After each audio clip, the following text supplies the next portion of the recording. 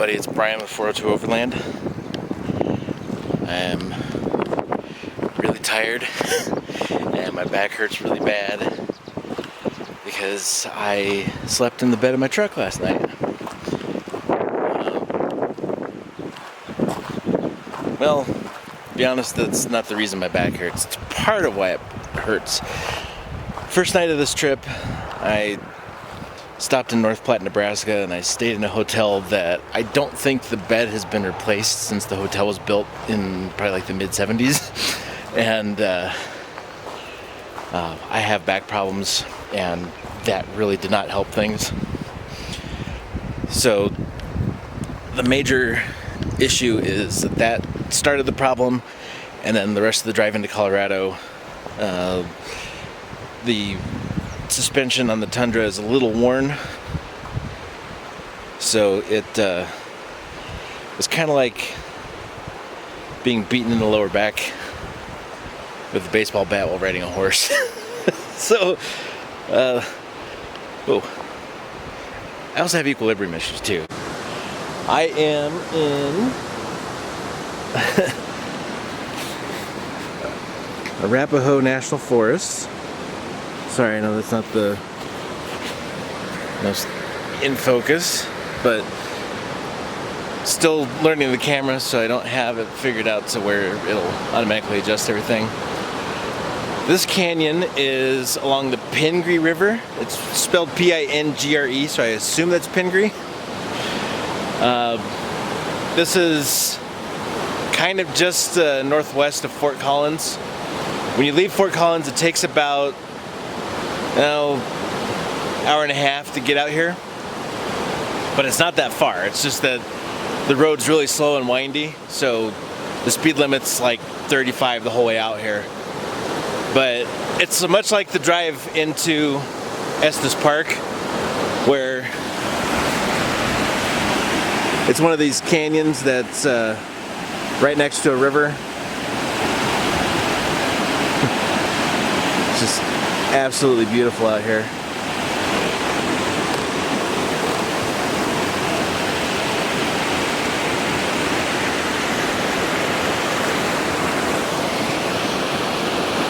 So the reason I wound up here is I had a reservation in another park and had my campsite all lined up. Oh, there's a dead mouse. That's something I did not expect to see in the middle of a roadway. Missed a run out in front of a car and got scorched. But anyways, I had a reservation at another campsite, and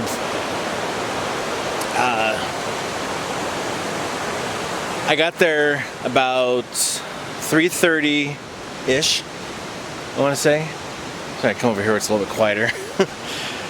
But they had a party that showed up and had a couple extra people that came with them that they didn't think we were going to be able to. And because it was after 2 o'clock and I hadn't arrived yet, they gave my campsite and somebody else's campsite away. So I had nothing. And it's 4th of July weekend, and everything from Colorado Springs to probably up almost to Cheyenne is pretty much sold out. But I had somebody in Fort Collins recommend coming to check out this canyon through here because of all the campsites. There's, probably about 24 campsites along the highway here. But all the ones that are open to the public were sold out. Everything that's first come, first serve was sold out. I found a private campground, probably about another 5 miles down. I'm heading back towards Fort Collins already this morning. But I found a campsite that the lady was super nice and gave me an RV spot for the night for, $25, so it's basically $2 more than what all the public campsites were. But it's absolutely beautiful out here. I wake up next to this. It's beautiful out here.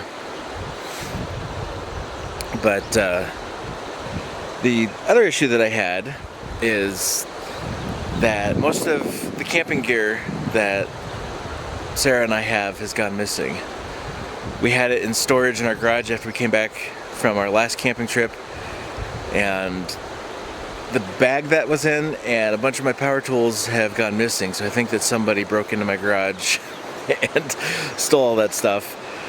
And I didn't buy an air mattress on my way out of the Omaha area. I thought I'll just stop somewhere once I get out here and get an air mattress. And every place that I checked was completely out of air mattresses, so I slept on a foam pad that was folded in half in the bed of my truck.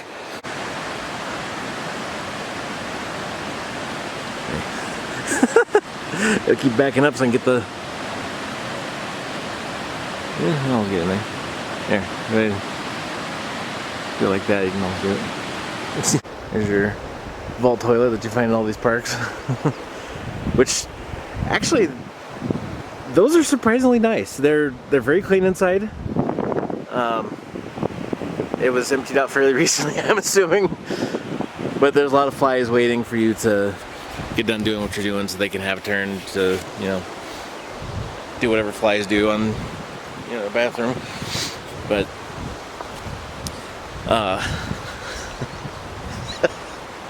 sorry, that was a stupid joke. I really like northern Idaho. I lived in eastern Washington for a while, and I absolutely loved it there, and they have a very similar look to each other.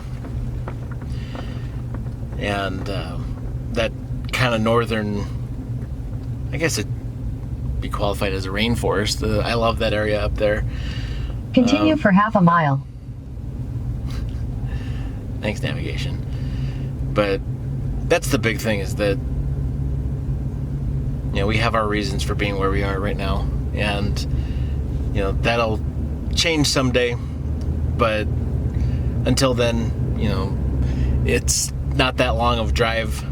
You know, a long weekend is easily doable to... In 600 feet, turn right onto Colorado 14. Pretty much anywhere in Colorado.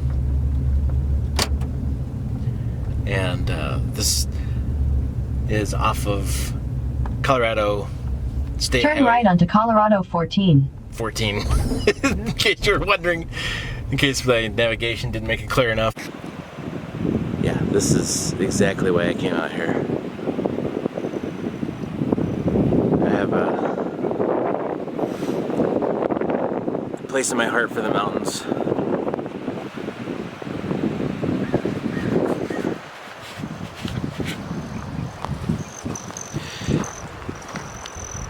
Most of our vacations when I was a kid were to southern Missouri to go visit my mom's really old family, or we'd go to Rock Springs, Wyoming to visit my dad's really old family. And,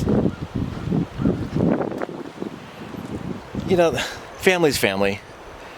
There's certain things about those trips that I loved, but on the whole, you know, there's not much entertainment for an 8-year-old when your mom's sitting and talking to her 80-year-old grandmother. but you know, the trips that we took where we did go to Colorado, those were my absolute favorite. I thought about trying to do some kind of mild off-roading, but really the Tundra's not completely prepared for that. If I can find like a, you know, like a, just something that's just more like a dirt road, I might do that.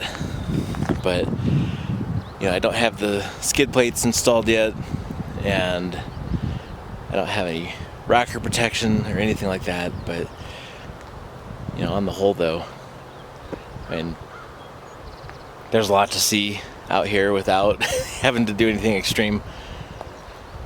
And the Tundra, you know, it's been really comfortable. And I know that I've got this zoomed in tight. Probably just spent the last 3 minutes watching my face really close up.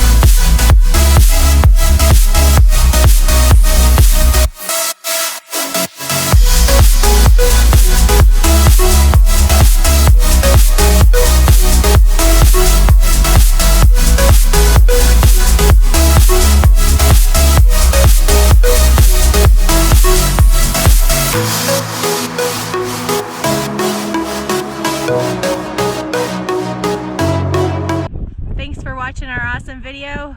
Make sure you like and subscribe.